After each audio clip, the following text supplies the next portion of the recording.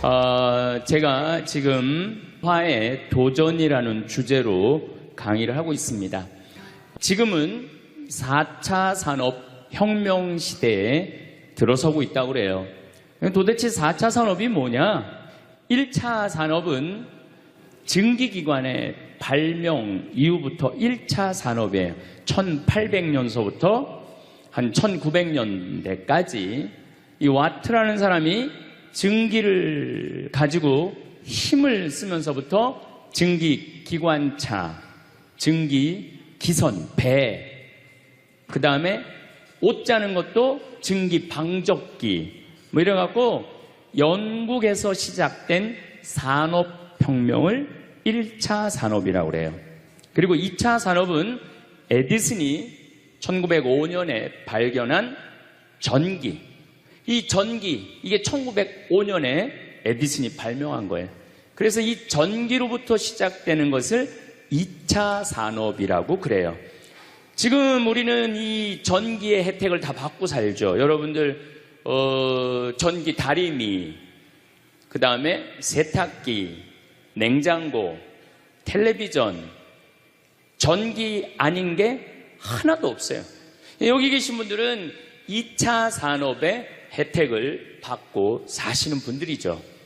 그런데 3차 산업은 컴퓨터, 인터넷, 특별히 스티브 잡스가 시작한 스마트폰, 이게 완전히 세상을 완전히 바꿔놓은 것 3차 산업이에요. 1차 산업 때는 안 태어났지만은 2차 산업, 3차 산업은 누리고 사시는 분들이에요.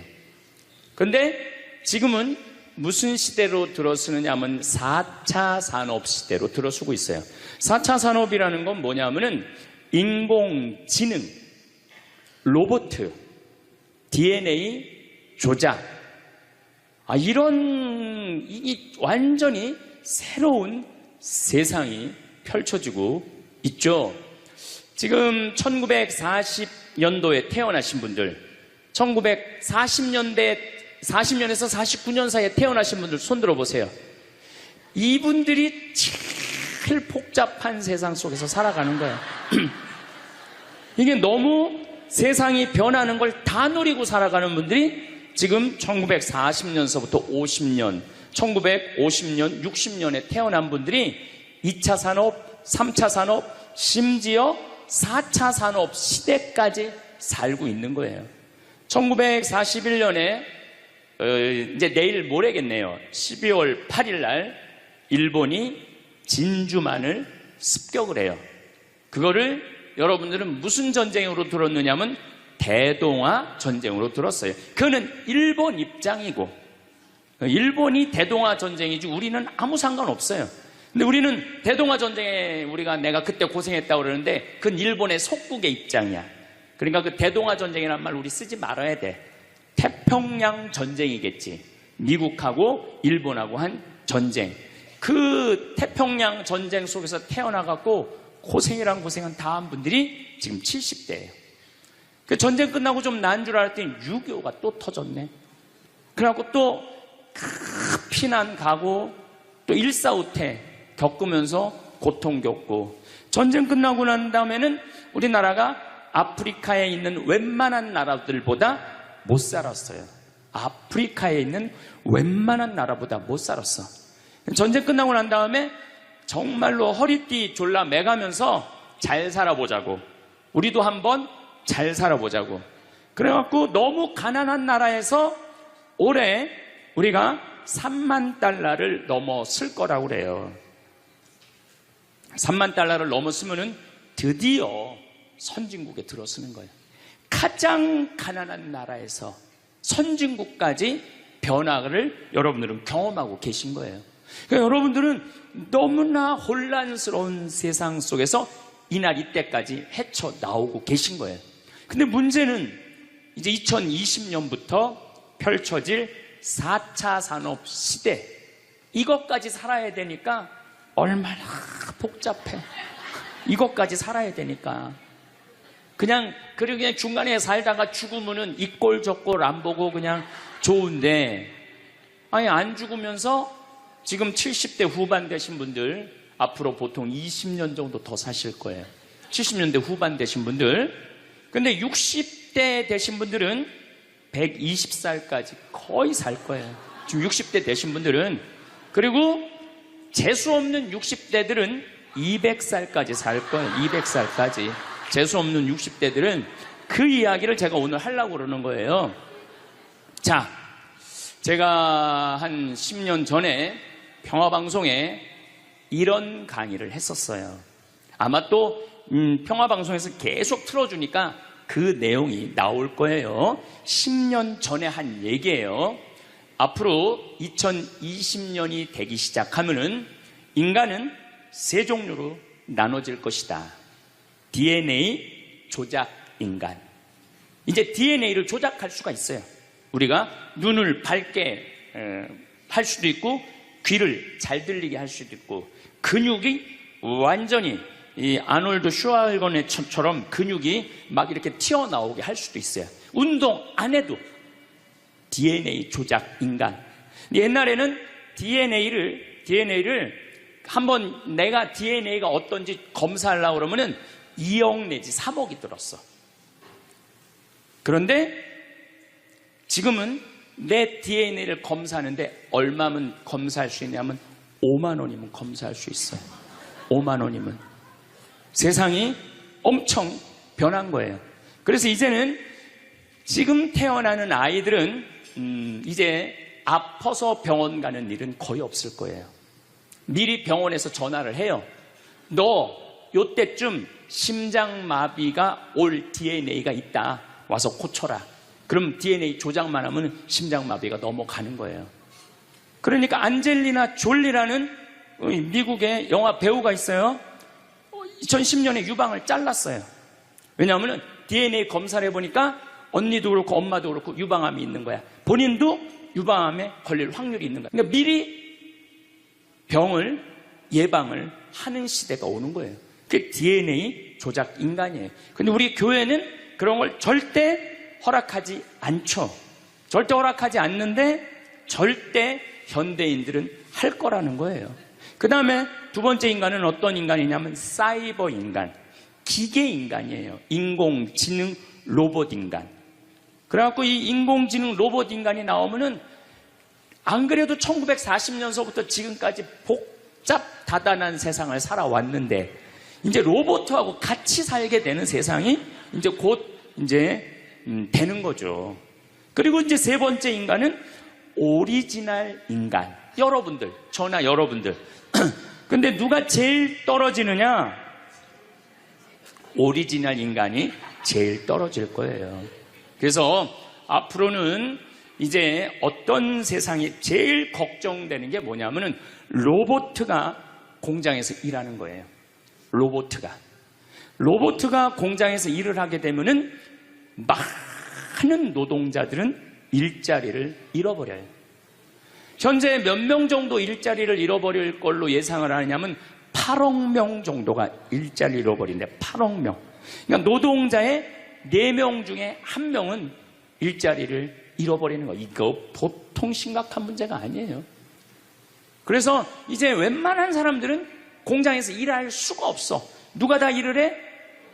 로봇가 다 하니까. 그리고 요즘 그 조그만 회사 사장들 말을 들어보면은 요즘 뭐 노동자들 옛날에는 죽으라고 일했는데 아침에 잠깐 나가서 커피 마신다고 와서 커피 한 잔 마시고 또 잠깐 나가서 좀 일하는 척하고 들어와서 밥 먹는다고 그러고 또 조금 나가서 그러니까 돈 주고 일을 시킬 수가 없다는 거예요. 그러니까 만약에 로봇가 일을 하면은 사람을 시키겠느냐? 로봇을 시키겠느냐? 당연히 로봇을 시키는 거죠. 그러니까 점점 사람이 일자리를 빼앗길 것이라는 거예요. 로봇을 쓰는 사장들은 돈을 어마어마하게 벌고 그런 자본이라든지 그런 능력이 없는 사람들은 무지무지하게 가난하게 사는 거예요. 이제 앞으로 여러분들이 5년 후, 10년 후에 볼 세상이 그렇다는 거예요.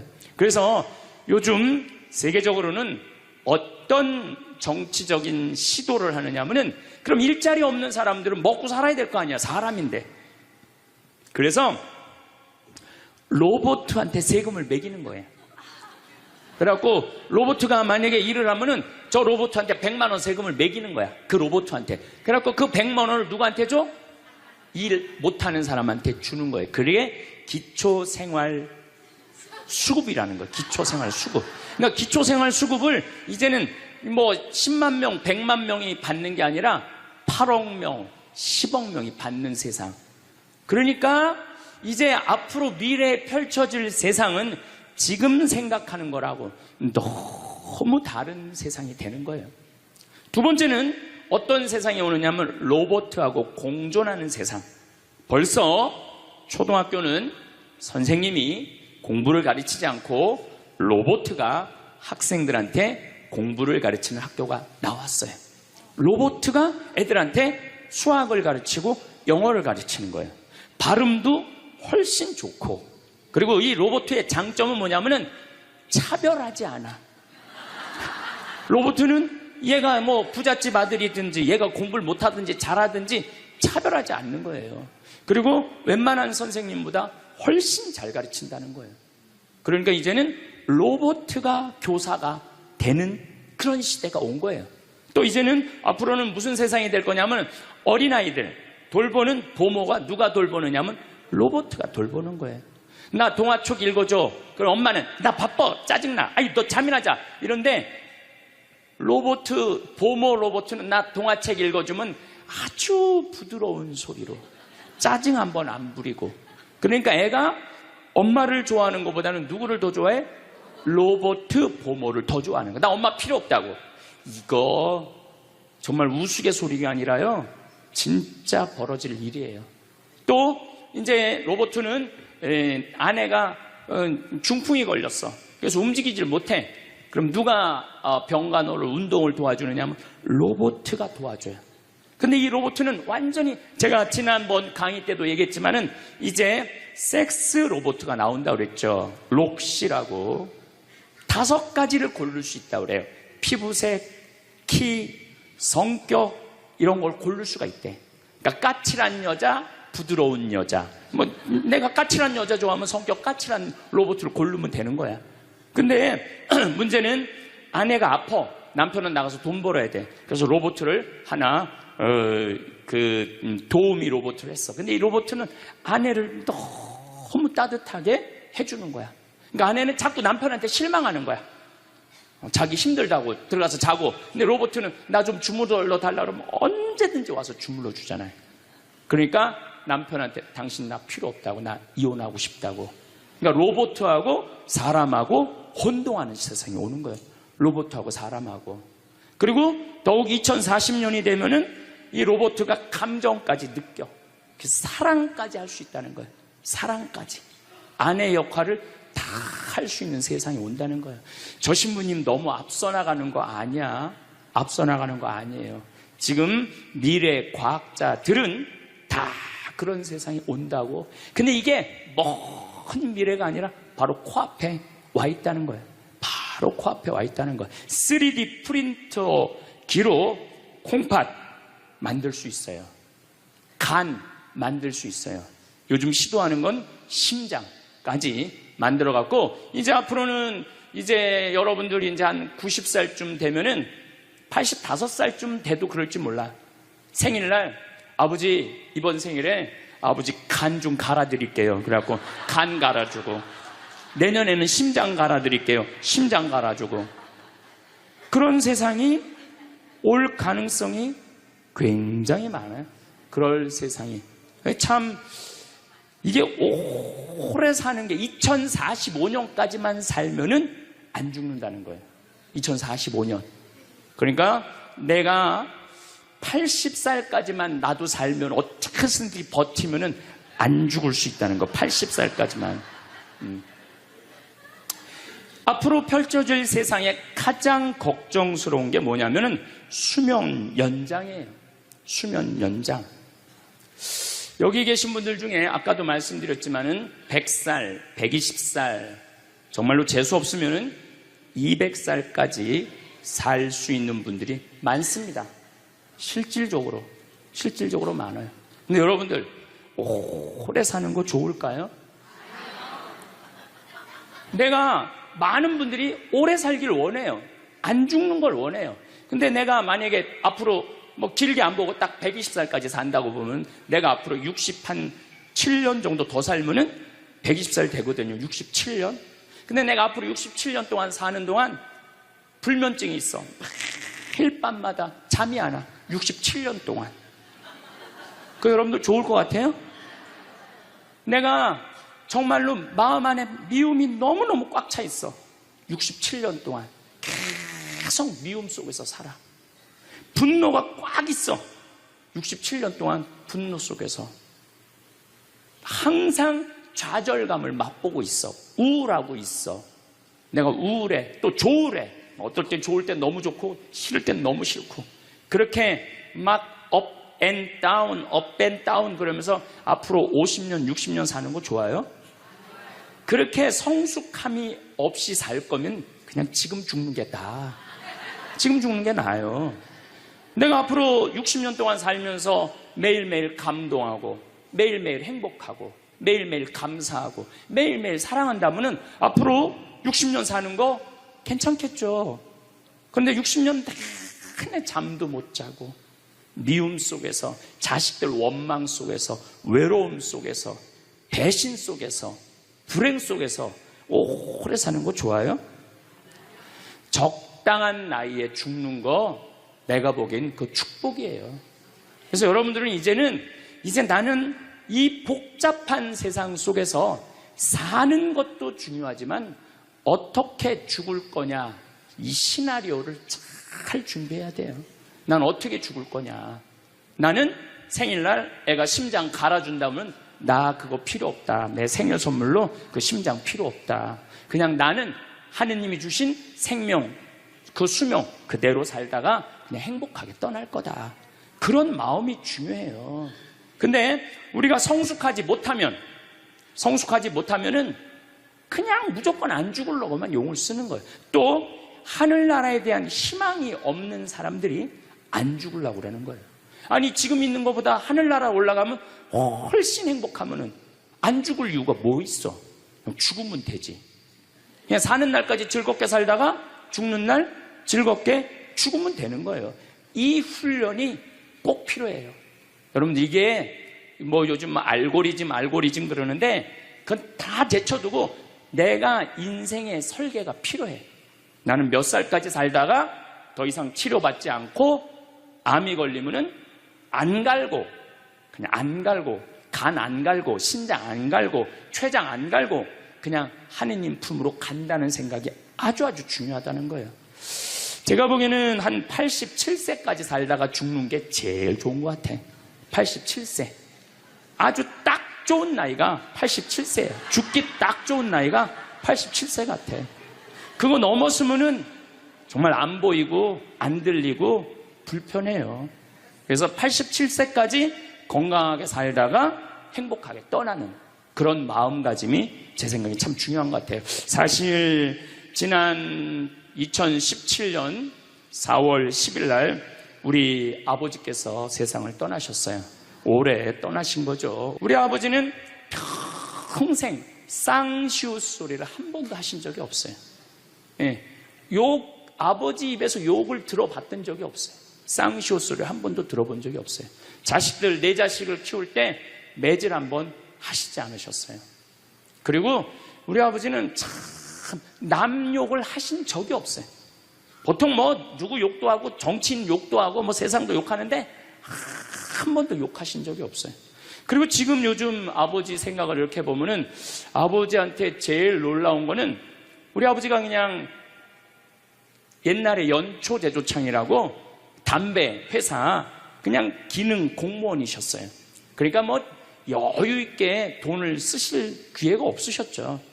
근데 어렸을 때도 돈이 없어서 불편하다, 돈이 있었으면 좋겠다 그런 말씀 하신 적이 없어요. 그냥 월급 봉투 딱 어머니한테 던지면은 뭐 집이 어떻게 됐든 아무 상관하지 않으시고 당신 산에 다니시고 정말로 신선같이 사셨어요. 근데 아버님이 올 초에 2달 고생하시고 돌아가셨어요. 40년 동안 병원 한 번 안 가시다가 2달 전에 쓰러지셔서 병원에 모셨죠. 병원에 모셨는데 내가 우리 형제들한테 그랬어요. 우리 아버지 평생 자식만을 위해서 살았다. 가족만을 위해서 살았다. 오로지 정말로 사랑하는 가족을 위해서 투신하신 분이다. 우리 아버지 병간호 간병인한테 맡기지 말자. 우리가 사형제니까 우리가 모시자. 그래서 누나가 제일 위니까 누나가 이틀, 큰형 이틀, 둘째 형 이틀. 난 이제 장가 안 갔으니까 나는 하루. 그래서 우리 형제들은 전부 다 결혼하고 손자들이 전부 다 아들, 딸 이러니까 아이들이 다 돌아가면서 아버지 병간호를 했어요. 그야말로 자식들 품에서 돌아가셨죠. 자식들 품에서 돌아가셨어요. 근데 아버님이 이렇게 4월 10일 날 월요일 날 쓰러지셨는데 의사들이 심폐소생술 하겠느냐고 그랬을 때 우린 싫다고 그랬어요. 왜 마지막으로 돌아가시는 아버지 갈비뼈를 다 부러뜨려? 그 정도 쓰러졌으면은 87세에 그 정도 병이시면은 이제 돌아가실 때예요. 근데 많은 경우 돌아가실 때 심폐소생술 하게 돼 있어요. 근데 우리는 원하지 않았어요. 네 자식 다. 그리고 아버님이 이 골수염이라는 이 병을 앓으셨는데 좀 많이 아프신 병이에요. 마지막에. 그래서 내가 아버지 원도 한도 없이 마약 놔드렸어요. 모르핀. 왜 죽기 전에 아프면서 죽어야 돼? 마약. 그래서 조금만 아픈 기미만 보이면은 간호사한테 가갖고 마약 놔달라고, 모르핀 놔달라고. 여러분들 죽기 전에 하느님이 인간한테 준 최고의 선물이 뭔지 아세요? 마약이에요. 마약. 그래서 호스피스 병동에서 아플 때 진통제 놔드리는 거. 마지막 효도는 마약 많이 놔드리는 거예요. 그래서 우리 아버지 돌아가시기 전에 원도 한도 없이 마약하고 가셨어요. 원도 한도 없이. 그 조금의 고통을 덜어주는 게 내가 보기에는 효도라는 생각이 들더라고요. 아버지 이렇게 쓰러졌을 때 생명 유지장치 하겠느냐고 의사들이 얘기를 하더라고요. 우리는 아무도 원하지 않았어요. 그냥 아버님 편안하게 보내드리고 싶다고. 왜? 우리 아버지는 참 행복하게 사셨어요. 자식들이 아버지를 너무너무 좋아하고 사랑하고. 그래서 효도를 원도 한도 없이 해드렸냐 이럴 건 자신 있게 말씀 못 드리죠. 하지만 그래도 자식들이 아버지, 손자, 손녀들이 할아버지 너무너무 사랑했기 때문에 편안하게 보내드릴 수 있었어요. 제가 작년에 왠지 우리 아버님한테 용돈을 많이 드리고 싶더라고요. 평생 돈 한번 넉넉하게 써보시지 못한 아버지한테 용돈 많이 드려야 되겠다. 그래서 제가 작년에는 이제 외부 강의 한 달에 한 번 하면 한 번, 두 번 하면 두 번. 아버지가 무슨 돈을 이렇게 많이 주느냐고, 신부님. 아버지 원도 한도 없이 마음껏 써보시라고. 그래서 작년 한 해 내도 그전에는 조금씩 용돈 드리다 작년에는 그냥 막 이만큼씩 드렸어요. 아버지 원도 한도 없이 쓰시라고. 마음 안에 이런 마음이 있었어요. 한번 평생 마음껏 돈 한 번 써보시지 못한 아버지 마음껏 돈 쓰시라고. 그랬다 1억을 드리거나 2억을 드린 게 아니야. 100만 원, 200만 원, 한 달에 300만 원 용돈 드린 거죠. 그러니까 아버님이 노인정에 그 노인 어르신들 밥 다 사고, 또 우리 자녀들이 그 23명인데 아버지한테 식사하러 가면은 아버지가 밥값을 다 냈대. 우리 누나가 항상 하는 얘기가 아버지 지갑에 항상 100만 원이 있었대요. 그러니까 얼마나 기분이 좋아. 아버지 돌아가셨을 때 노인정에서 그랬대요. 물주 세상 떠나서 어떻게 하느냐고 그랬대. 물주 세상 떠나서 어떻게 했느냐고. 아버님이 1년 동안 원도 한도 없이 즐겁게 사시다가 세상 떠난 거예요. 저는 효도도 나중에 한다는 건 다 거짓말이야. 효도하려면 언제 해야 돼? 지금 해야 돼, 지금. 부모님한테 돌아가시고 난 다음에 땅을 치고 통곡하는 거 다 소용없어요. 그냥 내가 지금 할 수 있을 때 최선을 다해서 효도하는 게 크게 효도라는 생각이 들더라고요. 어쨌거나 아버님은 쓰러지신 날 당신 스스로 걸어서 화장실 가셔서 아침까지. 그리고 오후 1시에 쓰러지셨어요. 그래갖고 밤 10시 41분에 돌아가셨어요. 근데 제가 아버지한테 그랬어요. 아버지, 돌아가시려면은 오늘 돌아가셔야 된다고. 왜냐하면 그날이 성월요일이었거든요. 성화요일 날 돌아가시면은 장례미사를 못해요. 왜냐하면 성목요일 날은 장례미사를 못하게 돼 있어요. 성금요일, 토요일 다 장례미사 못해요.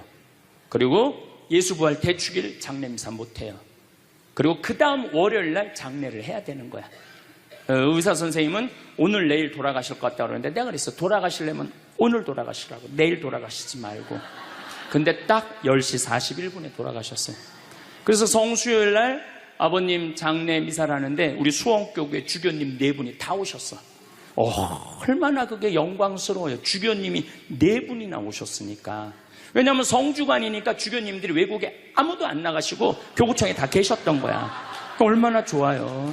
주교님 4분이 다 오셔서 미사를 봉헌해 주시니 얼마나 축복된 아버지예요. 또 신부님들이 많이 오셔갖고 그 성당에 수원 정작 꽃매 성당인데 꽤 그래도 큰 성당인데 신부님들이 꽉 차갖고 젊은 신부들이 지하에서 미사를 봉헌했다는 거예요. 그것처럼 축복이 어디 있어요. 그냥 하루라도 더 살라고 용 쓰다가 화요일 날 돌아가셨으면은 7일장 하는 거예요. 7일장.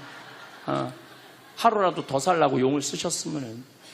근데 우리 아버지는 정말로 살아있을 때도 나한테 행복을 주시는데 떠나실 때도 행복하게 떠나시더라고요. 여러분들도 마찬가지예요.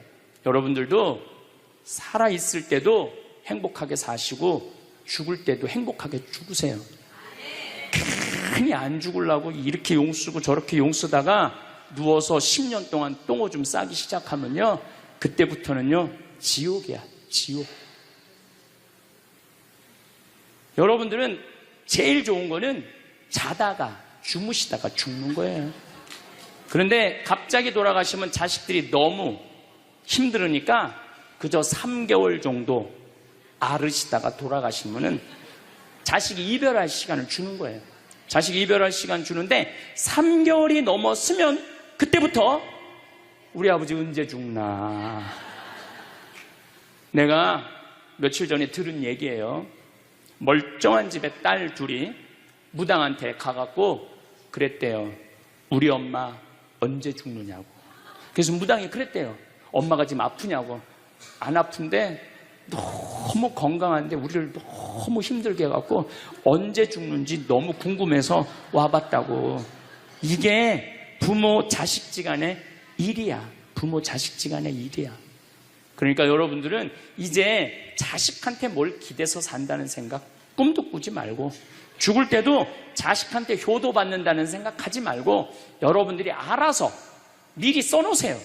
대학에 호스피스 박사가 있어요. 이분은 2,500명 죽었다 살아난 사람들, 2,500 죽었다 살아난 사람들 여러분들 많은 거 아시죠? 왜 죽었다 살아난 사람들이 많아요? 심폐소생술 때문에. 의술이 좋아갖고 죽었다 다시 살아난 사람들 2,500명을 조사를 해봤어. 근데 죽었다 살아난 사람들의 경험, 하늘나라에 대한 경험을 얘기를 들어보니까 너무 평온하고 너무 행복하다는 거예요. 그리고 죽으면은 바로 몸에 빠져나가서 자기를 본대요. 자기를. 그래갖고 여러분들 죽은 사람들 그 주위에서 이 친지들이 하는 말이 다 들린대. 그 몇 분 동안, 하늘나라 올라가기 전에 몇 분 동안은. 그러니까 절대 죽은 사람한테 그렇게 살더니 참 잘 죽었다 그런 소리 하면 안 된다는 거예요. 끝까지 좋은 소리를 해야 된다는 거예요. 사랑한다, 고맙다, 하느님 품으로 가라, 예수님 마리아 요셉한테 가라, 정말로 기도해 줄 테니까, 이렇게 말해야지. 그렇게 우리를 괴롭히더니 이렇게 죽는다고 정말로 지옥에 갈 사람이라고 이렇게 말하면은 다 영원히 듣는다는 거예요.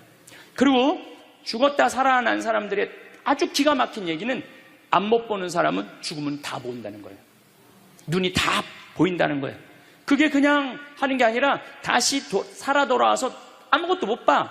근데 의사가 무슨 반지를 어떻게 꼈고 이 병원이 어떻게 생겼고 누가 어디 자리에 있습니까? 다 아는 거야. 죽었다가 죽으면은 눈이 보이는 거야. 다리 없는 사람은 자기 다리가 있다는 거예요. 듣지 못하는 사람은 듣고, 아픈 사람은 아픈 부위가 다 없어진다는 거야. 그러니까 여러분들 지금 살아있으면서 몸에 허리도, 아까 할아버지 한 분 안수해달라고 그래갖고 허리가 막 이렇게 구부러진 사람 죽으면 딱 펴진다는 얘기예요. 그러니까 완전히 사도 바오로의 말씀처럼 새로운 모습으로 변하는 거야. 죽으면 끝이 아니야. 하느님께로 가는 여행의 시작이에요. 그러니까 죽는 거를 막 그냥 밀어내시지 마세요. 한 70년, 80년 살았으면 살 만큼 살지 않았어? 그렇죠? 뭐하러 200년을 살아? 뭐하러 300년을 살아? 또 200년, 300년 사는 것도 좋아요. 그런데 정말로 감동 속에서, 행복 속에서, 사랑 속에서 200년, 300년을 살면 좋지. 근데 여러분들 한 200살 되면 여러분들하고 놀아줄 사람이 몇 명이나 될 것 같아? 200살 단 사람하고. 그 외로움 속에서 사는 거예요. 그래서 자연의 순리를 따르고 사는 게 가장 좋은 거예요. 자연의 순리를. 그래서 사는 만큼 살다가 떠날 때 이제 누구한테 간다고 생각하면 돼? 하느님 아버지한테로 간다고 생각하면 돼. 그래서 죽는 게 결코 나쁜 게 아니에요. 저도 아버님을 보내드리면서 굉장히 슬펐죠. 하지만은 우리 아버지 너무너무 열심히 사셨고, 마지막에 우리 주교님들, 우리 사제들, 또 수많은 교우들이 기도 속에서 저는 아버지 하늘나라로 갔다고 생각을 해요.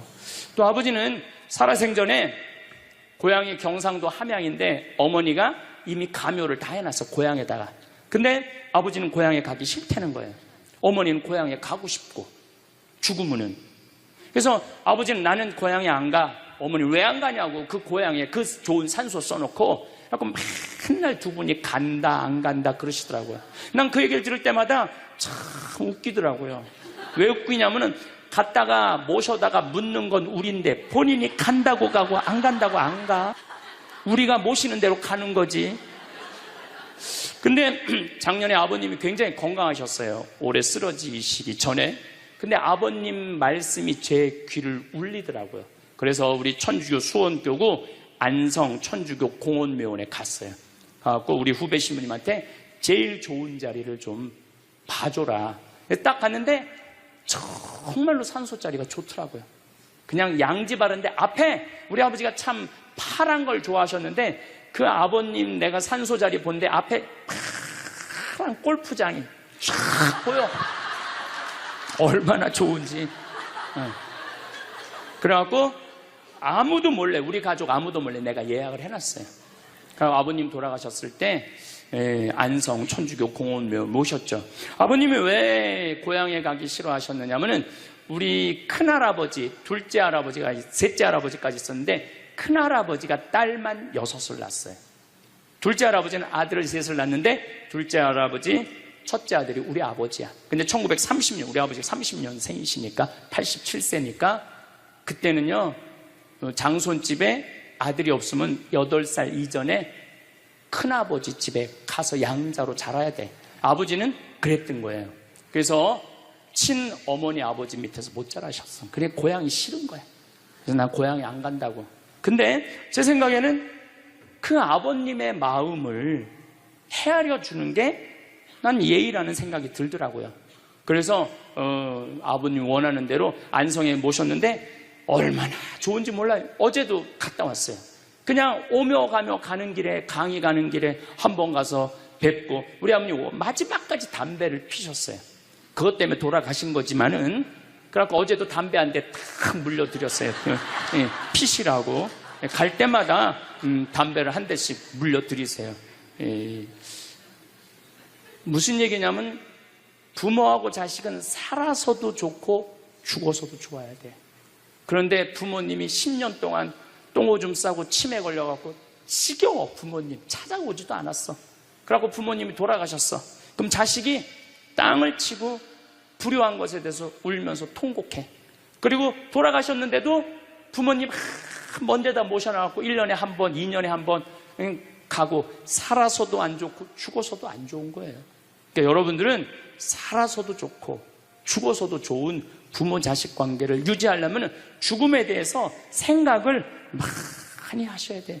죽음에 대해서. 근데 이제 아버님 돌아가셨는데 딱 화요일 하루 장례를 했는데 조문객들이 얼마나 많이 왔는지 밥을 7번을 했대요. 보통 장례 밥 1번 한대. 근데 밥을 7번 했대. 우리 형님 둘도 나만 활동을 많이 하는 게 아니라 형님 둘도 어마어마하게 친구가 많더라고 보니까. 우리 누님도 그렇고. 그러니까 그냥 1000명 이상이 조문객이 왔으니까 조의금도 굉장히 많이 들어왔다는 얘기죠. 조의금도.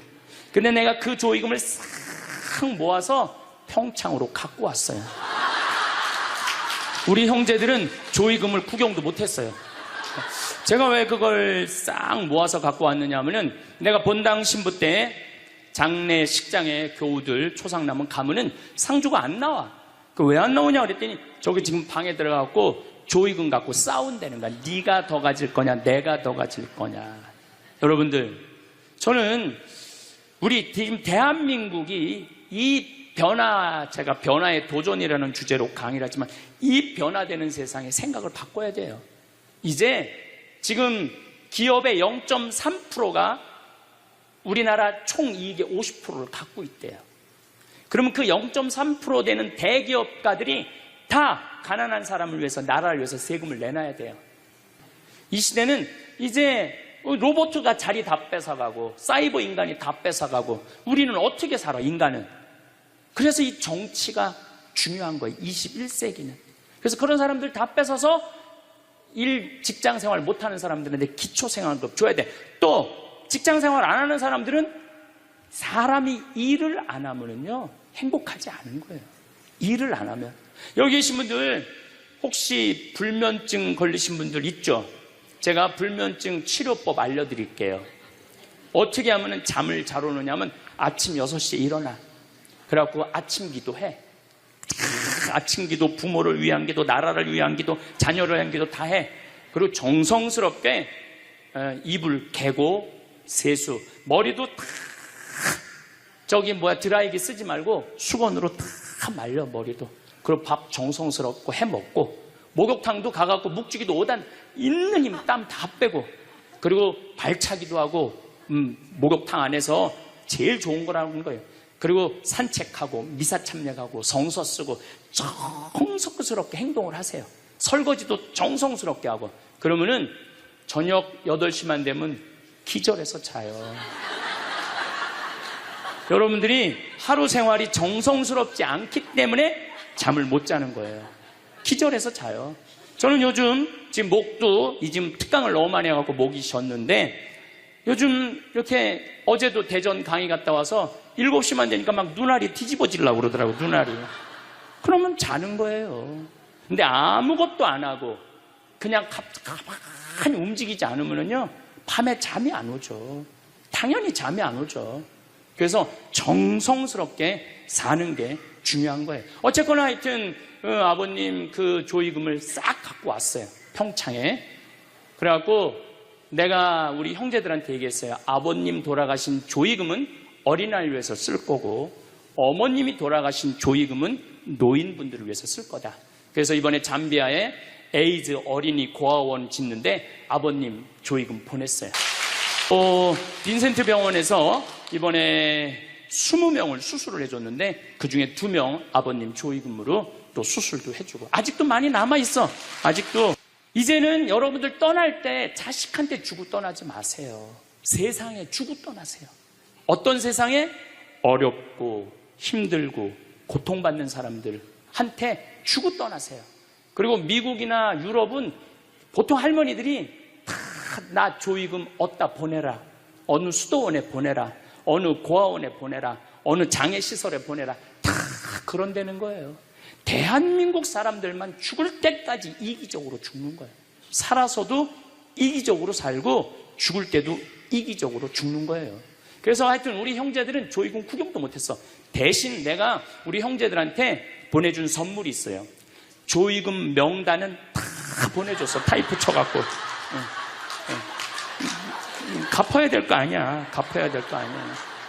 되게 죽은 사람들의 경험을 들어보면은, 내가 이 키블러 로스라는 이분 책을 요즘 계속 읽고 있는데, 기가 막힌 거는 딸이 죽었어. 근데 다시 살아났어.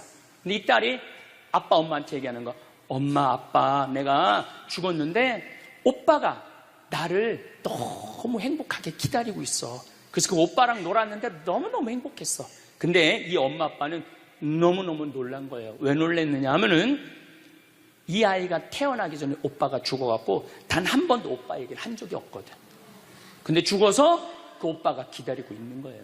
그러니까 이 기가 막힌 노릇 아니에요. 또 이런 경우도 있었다고 그래요. 어떤 경우가 있었느냐 하면은, 교통사고 났어. 여동생, 오빠, 아빠가 했는데 오빠하고 아빠는 죽은 거야. 이 여동생은 다 기절한 상태에서 죽었는지 안 죽었는지 확인할 길이 없잖아요.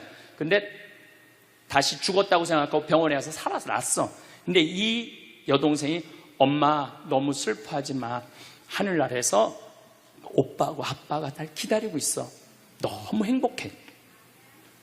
근데 얘는 오빠하고 아빠가 죽었는지 모르는 상태, 혼수 상태인데 그걸 아는 거예요. 근데 여기 특징 중에 하나는, 죽어서는 살아있는 사람은 절대 못 본대요. 죽은 사람만 본다는 거예요. 죽은 사람만 하늘나라 가서 본다는 거예요. 그래서 여러분들도 세상 떠나면은 하느님 기다리고 있고 너무 행복한 나라로 가는 거예요. 그러니까 죽음은 그 번데기가 이 알을 까고 자기 껍데기를 까고 나비가 되는 것처럼 지금보다도 훨씬 아름다운 세상으로 가는 게 죽음이에요. 이제 21세기는 안 죽는다고 100살을 사니 200살을 사느니 좋은 게 아니에요.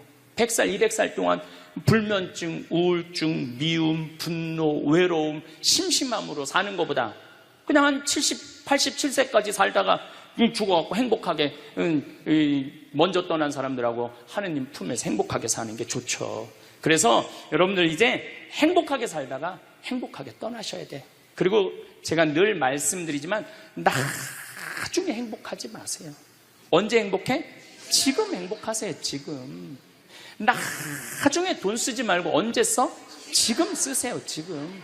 그리고 여기 있는 분들 지금 얼굴을 보니까 돈 쓸 수 있는 마지막 얼굴들이 많다니까. 마지막 얼굴들이 많아. 그리고 우리나라는 이제 드디어 3만 달러를 넘어서요. 선진국 대열에 들어서요. 선진국에 들었으면은 어르신들, 노인분들 연금 지금 20만 원에서 60만 원, 70만 원으로 다 올라가요.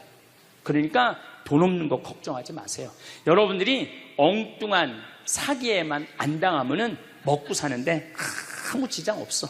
욕심만 안 부리면은 충분히 행복하게 살 수 있어. 그리고 이렇게 강의 따라다니면서 배우는 여러분들, 진리를 목말라 하는 여러분들은 앞으로 행복하게 사실 수 있으세요. 예. 인생의 주인공은 나야. 내 자식이 아니고 내 남편이 아니고 내 아내가 아니야. 내 행복은 누가 책임지느냐면 내가 책임지는 거야. 내가 지금 불행한 거는 남편 탓도 아니고 자식 탓도 아니고 누구 탓이야? 내 탓이야. 왜? 나를 위해서 쓰는 법을 배운 적이 없어. 나를 위해서. 버는 법은 배웠는데 쓰는 법을 배운 적이 없어. 본인들을 위해서 쓰세요. 자, 1960년대, 70년대는 열심히 살아야 돼. 너 정말로 아끼고 살아야 돼. 가난했을 때 얘기예요. 이제 3만 달러가 넘었을 때는 이제는 재밌게 살고 행복하게 살고 의미 있게 살고 나누고 살아야 돼. 언어가 이제는 바뀌어야 돼. 그래서 여러분들 정말로 이제는 의미 있고 재미있고 행복하게 생활하시길 바라겠습니다. 다음 시간은 의미 있고 재미있고 행복한 삶이 뭔지 제가 말씀드리도록 하겠습니다. 감사합니다. 인생을 반백년 넘게 살았다면 삶의 태도가 바뀌어야 합니다. 인생 이막을 넘어서며 다른 삶을 살아야 하니까요. 나도 모르게 외로움을 느낄 때 많은 분들은 불행하다고 생각합니다. 외로움과 불안으로 인해 소중한 시간을 안타깝게 보내기도 합니다. 하지만 대다수의 사람들은 외로움을 느낍니다. 주변에 행복해 보이는 사람들도 속을 들여다보면 모두 외로움을 느끼죠.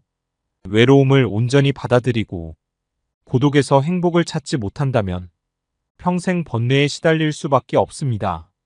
너무 애쓰지 말고 물건이나 대인 관계에 대해 매달리지 말고 주변을 정리해야 합니다. 그동안 너무 남을 의식하고 내 자신을 보살피지 않았다면 이제는 그러지 않아도 됩니다. 타인에게 매달리지 않아야 나의 남은 인생을 더 풍요롭게 살아갈 수 있습니다. 오늘은 쇼펜하우어의 인생론을 통해 나이 들수록 주변을 정리하고 온전한 나로 행복해지는 방법에 대해 들어보려 합니다. 또한 나이 들수록 혼자 행복하게 잘 지내는 사람들의 특징 3가지도 함께 알려드리겠습니다. 인간은 배신하는 존재다. 타인에게 지나치게 반대하지 마라. 안 좋았던 관계를 회복하려고 굳이 노력해봤자 좋을 게 없다. 똑똑한 사람은 용서를 하지만 현명한 사람은 무시를 한다. 가족에게도 다 맞춰줄 필요 없다. 맞춰지면 당연한 줄 안다. 사람은 혼자일 때야 비로소 온전한 자신이 된다. 내 상황이 힘들어지면 친했던 사람들도 내 주위를 다 떠나기 마련이다. 고독을 사랑하는 사람만이 진정한 자기 자신이 될 수 있는 법이다. 착하고 순수하게 사는 게 좋다고 상처받고 인간관계가 다 끊겨봐야 알겠는가? 친구는 한순간에 사라지는 것이고 내 자신밖에 없다는 것을 사람을 대할 때 처음에는 일부러 친절하고 계산 없이 대하는 것도 나쁘지 않다. 하지만 상대방이 만약 선을 넘으려고 하는 기색을 주면 그땐 인연을 끊어버리는 것이 좋다. 인간은 태생부터 고독한 존재이고 모든 고통과 번뇌의 원인이 타인과의 관계에서 온다. 타인에게 지나치게 관대하거나 친절하게 대해봤자 상대방은 선을 넘긴다. 주변 사람한테 잘해주기만 하면 고마움을 느끼지 못한다.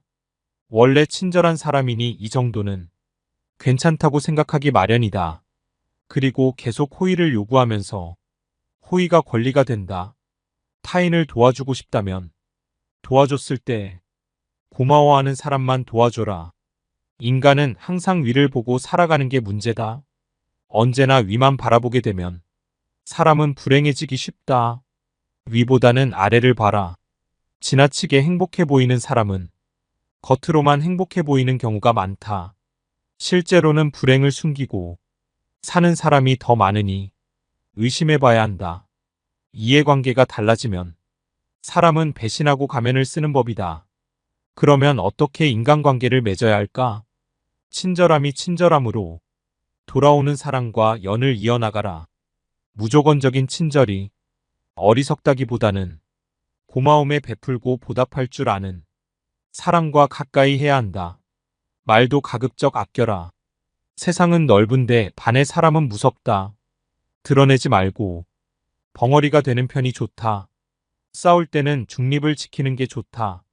나이 들어 돌이켜보면 착한 사람으로 인정받기 위해 노력하며 사는 게 큰 가치가 없다. 인간은 본래 이기적이고 남는 건 친구나 지인이 아니라 가족뿐이다. 인간은 자기에게 이득이 되지 않으면 언제든 배신하는 존재다. 인간은 너그럽고 친절하게만 대하면 버릇이 없어진다. 마치 어린아이와 비슷하다. 사람을 대할 때 친절하거나 관대하게 대하지 마라. 특히 천박한 성격을 가지고 있는 사람을 조심해야 한다. 사람은 무슨 일을 겪든지 자신에게 이득이 되지 않으면 멋대로 행동한다. 오랜 친구라고 해서 다를 바 없다. 경박한 사람들은 자기와 본성이 다른 사람을 보면 시기 질투하고 끌어내리려 한다. 인간관계를 맺을 때는 적당히 유지할 정도만 잘해줘라. 가까운 관계가 아닌 이상 굳이 지나치게 친절할 필요가 없다.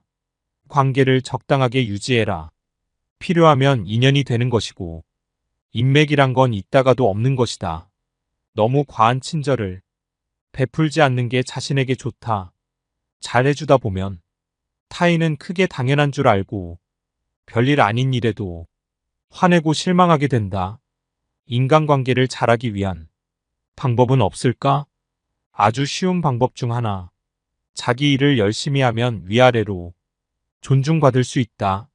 아랫사람은 당신을 따를 것이고 윗사람은 당신의 눈치를 보게 될 것이다. 자기 일에 충실했다면 함부로 말하거나 함부로 행동할 수 없다. 배신은 누가 하는가? 대부분은 먼 사람이 배신을 한다고 생각하지만 실상은 반대다. 가까운 사람이 배신을 하는 경우가 많다. 친한 사람들과 어울리다 보면 이 사람은 배신을 하지 않을 거라고 생각하게 된다. 하지만 배신이란 건 빨리 배신할 사람과 천천히 배신할 사람만 있을 뿐이다. 아무리 지내도 100% 신뢰하지 말고 오직 스스로를 지키기 위해 노력하라. 인간은 고슴도치와도 같다. 타인과 너무 가까이 지내면 가시에 찔리게 된다. 상대방에게 너무 많은 것을 기대하지 말고 받으려고 노력하지도 말아라. 어차피 인간은 혼자다. 사람은 홀로 태어나 홀로 죽는다.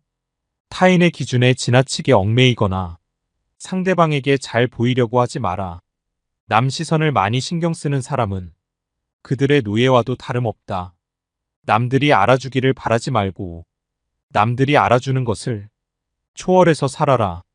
타인의 시선에 얽매이지 않는 사람만이 진정 행복해질 수 있다. 다른 사람의 행동이나 태도에 대해 날카롭게 비판하는 사람들도 있다. 그런 사람들은 대개 자신의 결점은 모르고 남의 행동만 비난하기 십상이다.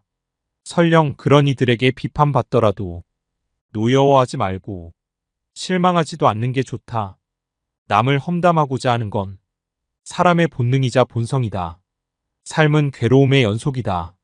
항상 기쁠 거라고만 기대하는가? 행복이란 건 짧고 스쳐 지나가는 순간에만 느낄 수 있는 것이다. 행복과 쾌락만 쫓아가다 보면 평생 행복이라는 걸 즐길 수가 없게 된다. 삶에는 고통과 불안함이 존재할 수밖에 없음을 받아들여야 한다. 인생의 고난은 평생 동반될 수밖에 없는 것이다. 인간은 기본적으로 혼자 살아가고 혼자 고난을 이겨내고 혼자 죽어가는 존재다. 우리가 종종 혼자 있을 때 편안함을 느끼는 것도 바로 그런 이유에서다. 외로움과 고독의 차이를 아는가? 외로움은 혼자 있을 때의 고통을 나타내는 단어인 반면 고독은 혼자 있을 때의 순간이 인간에게 편안하다는 것을 나타내기 위한 단어다. 사람은 다른 사람의 시선을 신경 쓰며 타인처럼 살기 위해 인생의 거의 반을 잃어버린다. 인간 사람과 어울리고자 하는 본성이 있는지 아는가? 고독이 두려워서 다른 사람들과 어울리고 싶어 한다. 인간관계를 맺는 행위 자체가 즐거워서가 아니라 고독이 두려워서 사람을 사귄다. 나약한 사람들은 자신의 운명을 한탄하며 고독을 즐기는 법을 모르고 사람들만 사귀러 다닌다. 모든 인간은 고독 속에 태어난다. 고독이란 무엇인가? 고독은 인간이 자신의 자아를 발견하고 인생의 의미를 깨닫는 과정이라고 보면 된다. 이제 사람을 대할 때 왜 지나치게 관대하거나 친절할 필요가 없는지 알았다. 아무리 친해도 돈을 빌려줄 필요도 없다. 돈을 빌려준 것이 화근이 되어 친구를 잃는 경우가 많다. 또 상대는 오히려 오만해진다. 오랜 친구여도 가끔씩 무시하는 태도를 취하는 것도 도움이 된다. 인간관계를 맺을 때 어떤 자세를 취해야 할까? 상대방이 당신을 필요로 하지 않아도 잘 지낼 수 있도록 내면의 힘을 길러야 한다. 그리고 사람들을 존중하면서도 언행을 조심해라. 어차피 인간의 본성에는 착한 면과 이기적인 면이 동시에 존재한다. 그리고 사람들은 상황이 어려워지면 떠나기 마련이다. 아무리 가까운 사이라도 항상 주변 사람들이 떠날 수 있다는 것을 염두에 두어라. 또 친한 이들을 경계해라. 친한 이들에게 속거나 당하는 경우가 대부분이기 때문이다. 타인의 좋은 면만 보고 신뢰하는 것은 좋지 않다. 타인에 대한 기대치를 낮춰라. 인간은 본래 이기적이기에 타인에 대한 존중심과 배려심을 낮춘다. 외로움을 받아들이고 타인에게 의존하지 마라. 이렇게 힘든 시기를 견뎌내는 것은 어려운 일이다 하지만 이러한 시기를 통해 우리는 더욱 성장하고 더욱 강인해질 수 있다. 강인함을 길러나가면서 우리는 더욱 자신감을 가지게 되고 어려운 상황에서도 극복할 수 있는 힘을 키우게 된다. 외로움과 공허함을 채울 수 있는 방법은 많다. 가족, 친구, 취미 등 다양한 것들이 있을 것이다. 인생에서 가장 소중한 것은 무엇인가? 이러한 질문에 답을 생각해보며 당신의 인생에 대한 명확한 목표를 설정해보는 것도 좋은 방법이 될 수 있다. 이를 통해 우리는 고통과 외로움을 극복할 수 있는 더 나은 방법들을 찾아낼 수 있게 된다. 강한 사람이란 고독과 외로움을 견뎌내는 사람이다. 그러나 우리는 단지 고독과 외로움을 견뎌내는 것만으로는 충분하지 않다. 더욱 중요한 것은 무엇인지 아는가? 우리는 고통과 고독이 의미를 알고 이를 극복하기 위해 노력하는 사람 되어야 한다. 이를 통해 우리는 더욱 강인하고 더욱 자신감을 가지게 되며 어려운 상황에서도 우리의 인내력과 근성을 발휘할 수 있게 된다. 인생이란 하나의 실험실과도 같다. 실험실에서 화학 연구가 이루어지듯 인간은 삶이라는 실험실에서 경험을 통해 배우고 성장한다. 언제나 나에게 없는 것만을 생각하고 이를 갈망하는 것은 인간의 본성 중 하나다. 그러나 이러한 태도가 인생을 더욱 비참하게 만든다. 인생을 즐기기 위해서는 현재의 삶을 즐기는 것이 무엇보다 중요하다. 미래에 대한 불확실성은 인간이 직면하는 가장 어려운 문제 중 하나이다. 인간이 가장 무서워하고 두려워하는 것이 한치 앞을 볼 수 없는 불확실성이기 때문이다. 고독과 외로움이라는 문제를 극복하기 위해서는 끊임없이 노력해라. 인간은 불행한 존재가 아니라 도전하는 존재다. 그리고 이러한 도전이 인간의 삶을 더욱 풍요롭게 만든다. 끊임없이 발전하고 도전하는 삶을 살아가야 한다. 절교한 친구와는 화해하지 않는 것이 좋다는 로마의 격언이 있다. 이는 인간의 성격과 개성이 태어날 때부터 결정되기 때문이다.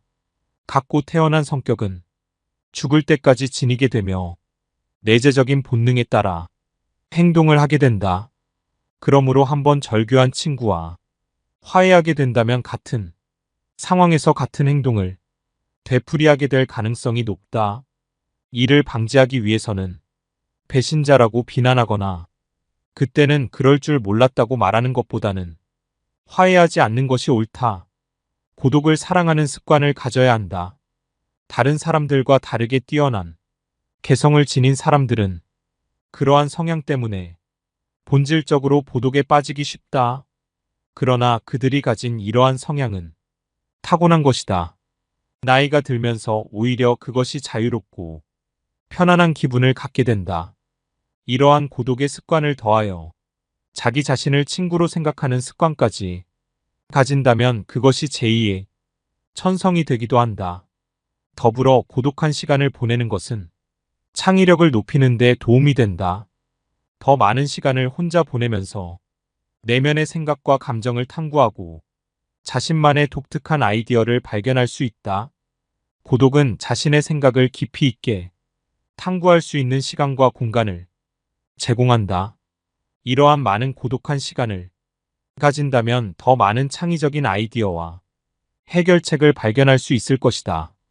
또한 고독한 시간을 보내면서 자신의 감정을 더 잘 이해할 수 있으며 자신을 더 잘 알 수 있다. 따라서 고독을 사랑하는 습관을 가져야 한다.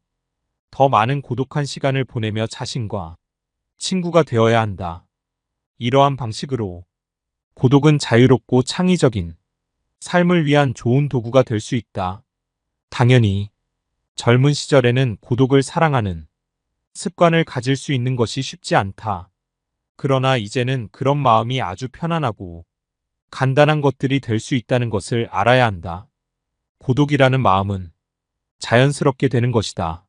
사실 자기 자신 속에 많은 것을 가진 사람은 타인에게 기대지 않는다. 내면의 자아가 텅 빈 사람일수록 외모에서 끊임없는 자기를 찾으려 한다. 그러나 자신의 내면이 풍부하다면 자신의 인생의 주인이 되어 자신의 내면에서도 즐거움과 행복을 찾을 수 있다. 이를 통해 자기 자신을 이해하고 자신의 감정을 인식하고 자신의 생각을 이해할 수 있다. 그리고 외부 세계와 상호작용할 때 더욱 성공적이고 만족하는 인생을 살아갈 수 있다. 우리는 종종 인생에 대해 불평하지만 이것이 인생의 최고의 기회와 선물이 될 수도 있다. 인생을 살아가는 재미와 의미를 발견할 수 있다. 사람을 많이 만날수록 친구가 많을수록 불행해질 수 있는 환경이 주위에 생기게 되는 것은 인간의 본성에 비추어 봤을 때 당연한 일이다. 혼자 지낸다고 해서 당신을 문제 있는 사람이라고 여기지 않는다. 혼자 행복하게 잘 지내는 사람들의 세 가지 특징은 첫 번째, 남의 눈치 안 보고 내 인생을 살아가야 한다. 나이가 들수록 시간이 여유로워지기 때문에 못했던 것들을 하다 보면 외로울 틈이 없다. 무언가를 배우면서 거기서 다양한 사람들과 얘기를 나눌 수도 있고 남은 인생을 설렘으로 살 수 있게 된다. 두 번째, 혼자만의 시간을 즐길 줄 알며 고독을 즐기는 사람들이 인생을 행복하게 살 수 있다. 이러다 보면 자존감도 높아지고 끌려다니는 인생이 아닌 주체적인 인생을 살아나갈 수 있다. 세 번째, 혼자인 것에 감사해야 한다. 우린 혼자여서 외로운 것이 아니라 홀로 서지 못해서 외로운 것이다. 아침에 일어나 따스한 햇살을 느낄 수 있음에 감사하고 물 한 컵 스스로 마실 수 있음에 감사하며 하루 일과를 내 스스로가 주체적으로 움직일 수 있음에 감사해야 한다. 오늘은 쇼펜하우어의 명언과 걸맞는 혼자 잘 행복하게 잘 지내는 사람들의 세 가지 특징에 대해 알아봤어요. 세상의 유일한 내 편인 내가 나를 사랑해주고 아껴주세요. 영상 끝까지 함께하신 모든 분들 건강과 행복이 늘 함께하시길 기원합니다. 감사합니다.